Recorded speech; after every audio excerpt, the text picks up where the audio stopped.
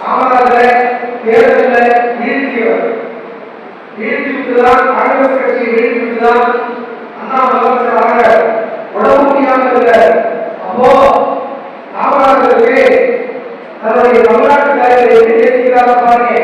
அண்ணாவுக்கு தனி விமானம் மூலமாக அமெரிக்கா போக வேண்டும், மக்களோடு மக்களான விமானத்தில் அண்ணா போகக்கூடாது, தனி விமானத்தில் போக வேண்டும் என்று அண்ணாவுக்காக தனி விமானம் ஏற்பாடு செய்த தலைவர் தான் தோற்கடிக்கப்பட்டாலும், அண்ணாவால் வீழ்த்தப்பட்டாலும், அண்ணா தொடங்கிய கட்சியால் வீழ்த்தப்பட்டாலும், தன்னை வீழ்த்தி அவர் ஆட்சி வந்திருந்தாலும் அவர் உடம்பு பாதிக்கப்பட்ட பொழுது தனி விமானம் கொடுக்க வேண்டும் என்று காங்கிரஸ் கட்சி மத்தியில் இருந்தது, டெல்லியில் இருந்தது.